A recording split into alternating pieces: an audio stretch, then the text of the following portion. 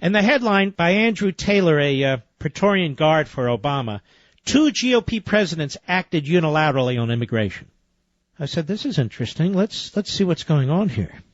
2 presidents have acted unilaterally on immigration, and both were Republican. That's the first sentence. So I said, okay, this guy is a sieve for the Obama administration and the Democrat Party. But I have to address it because it's going to be everywhere tonight and tomorrow.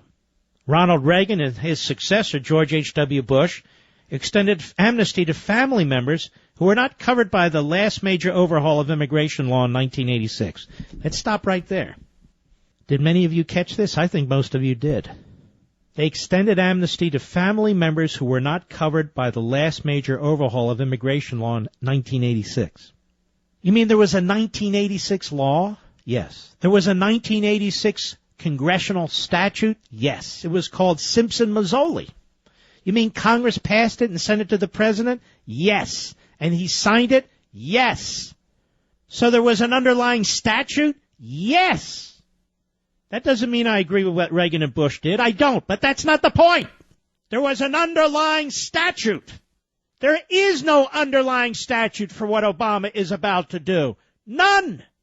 And he's about to do it for millions and millions and millions of foreigners who are here illegally. Not just extend amnesty to family members. Let's continue, shall we?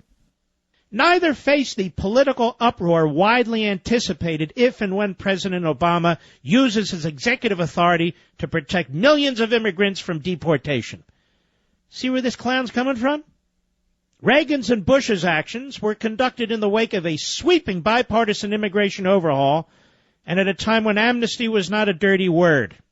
Obama is acting as the country and Washington are bitterly divided over a broken immigration system and what to do about 11 million people living in the U.S. illegally. And so, again, he characterizes it, spins it. You and I favor enforcing existing immigration laws. We're not bitterly divided over that. You and I favor securing the border. In 2006, I believe it was, Congress passed a statute saying they would, which has never been fully funded. Obama wants to extend protection from deportation to millions of immigrant parents and spouses of U.S. citizens and permanent residents and expand his 2-year-old program that shields immigrants brought illegally to this country as children. And he wants to do more than that, doesn't he? These 11 million or 5 million or 6 million or whatever sub number amount that Obama is going to grant some form of legal status to, it's not some extension or amendment of an existing statute. It's out of whole cloth.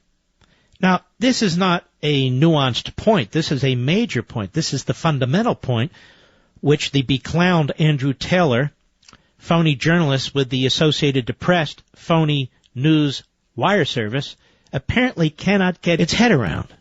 Or if it does, chooses to misinform and mislead, which I think is most likely the situation. So just to be clear, no, Ronald Reagan, no, George H.W. Bush did not do what Obama is about to do. They did not do what Obama's about to do. You know, Dan Stein, who's a friend of mine, who's the great leader over there at FAIR, which is a advertiser on this program, and a proud advertiser, as I am proud to have them. He writes, in the throes of administering this massive legislative amnesty, an ill-advised program that gummed up the entire operations of immigration enforcement for years, the Reagan and Bush administrations agreed to a family fairness policy, spouses, minor children only, that was lacking a statutory basis, but was a logical extension of a statute, the 1986 amnesty, probably as a result of one of the many lawsuits the 86 Amnesty Act brought. Legislative amnesties grow out of control, but it is not true it was not objected to. He says, we certainly did, as did many others. Nevertheless, this so-called fairness policy was based on the logical operations of an existing statutory framework laid out by a congressional legislative enactment, and there have been many intervening efforts by Congress to curtail parole and discretion, especially after 2001, as Congress has repeatedly sought to limit executive discretion outside certain programs like the 1986 amnesty. Now Obama's claiming Congress has delegated to him the right to just ignore immigration law and law enforcement in its entirety for millions indefinitely with no apparent limit. So while we can and should criticize, quite frankly, the Reagan-Bush extension of existing statutory authority, Dan Stein's point is there is no statutory authority for what Obama seeks to do. There's no limit to what he seeks to do. There's no timetable for what he seeks to do. And he's ignoring existing statutory law, which the Associated Press was unable to discern or chose not to. So it pushes out a piece of propaganda crap that will be raved around on the Senate floor and the House floor by cackling herds of Democrats, going on and on about Reagan did it and Bush did it when Reagan and Bush didn't do it. You'll hear it repeated by the libs on TV. Oh, Reagan did it and Bush did it too. No, they didn't. Well, the AP says it did. So what? I've heard Abraham Lincoln trashed.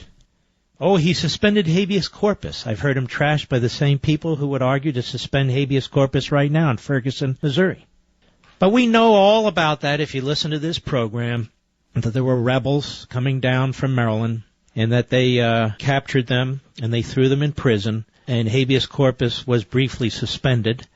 Congress was out of session, and as soon as Congress got back, it voted to suspend habeas corpus, which is what the Constitution requires. So it wasn't a brazen act of a dictator. It was a man trying to save his country and keep it together and end slavery, and he did all those things. When you compare Abraham Lincoln to modern-day politicians, it's really remarkable, isn't it?